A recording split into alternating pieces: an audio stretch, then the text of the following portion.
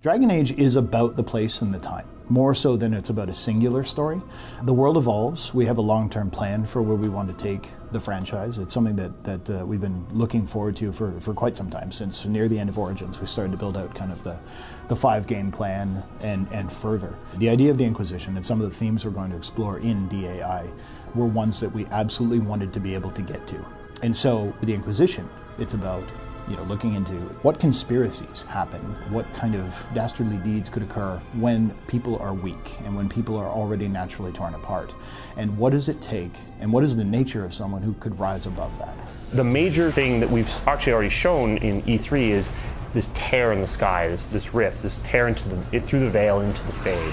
Demons are pouring out of the Fade, and you are the only survivor of this event. So that puts you in this strange position as survivor, where you're responsible, were you involved in some way? And at the same time as this massive event has occurred, there's also almost a suspiciously high number of things falling apart. Ferelden recovering from the Blight or Lay, tearing itself apart in civil war.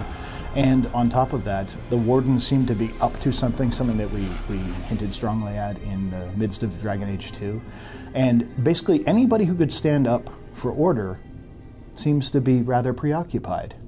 And that seems like something you uncover could possibly be more than just what meets the eye. But ultimately, what you're actually doing is you're using your position and some of the things you do very early in the game to allow you to found the Inquisition. It's formed in opposition to the Chantry Will. You're not a puppet of the church or anything like that. If anything, you're kind of the plucky upstart rebel. You are not inherently anti-mage. You actually don't have to, you can be immensely pro-mage if you choose to be. That's very important to me. We're not forcing you to any sort of stance in terms of what you think about mages, what you think about Templars, what you think about the role of magic in Dragon Age. That's going to be left to the player to decide.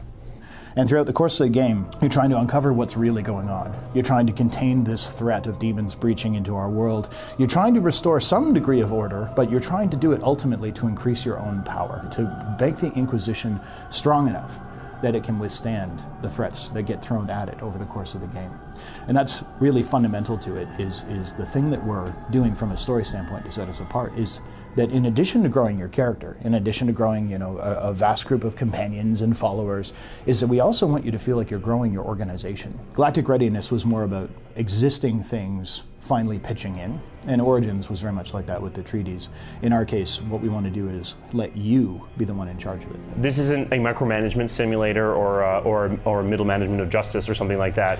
You're not a managerial figure. You definitely are someone who leads from the front. You're that upstart group who everybody has to respect but doesn't want to. And how do you either earn that respect or demand it? When we announced Inquisition for real by showing it at E3, right? Trailer went up, my Twitter exploded, right? Because it's almost entirely DA fans following me. And it was, wow, that looks good.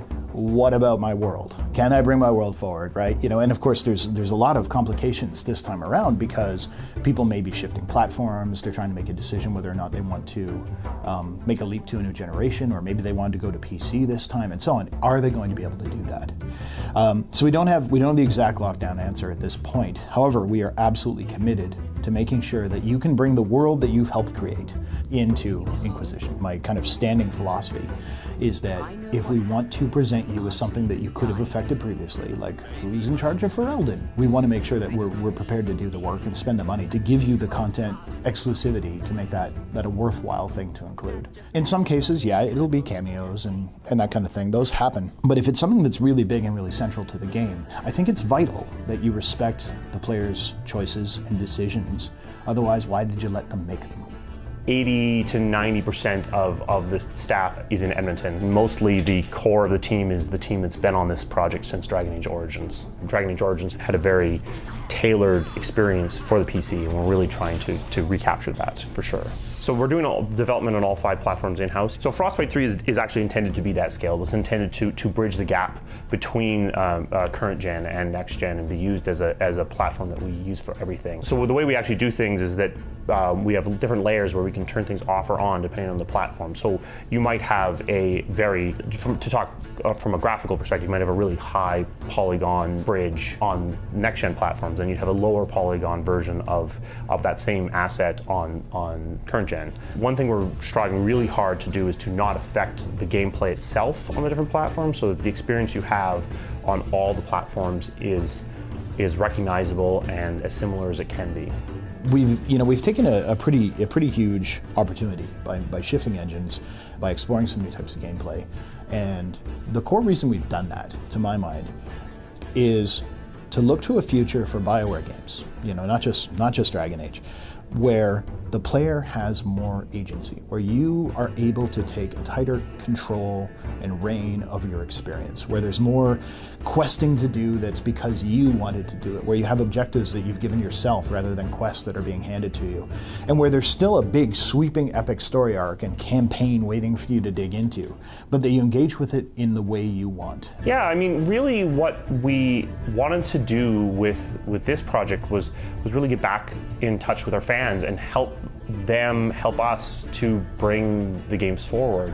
What I would really say to the fans is to just keep paying attention to what we're saying and what we're showing most importantly. I don't want to promise anything at this point. I'd really just say keep watching and make up your own mind based upon what we show. But you're feeling pretty good about it. I'm feeling really good right now, yeah.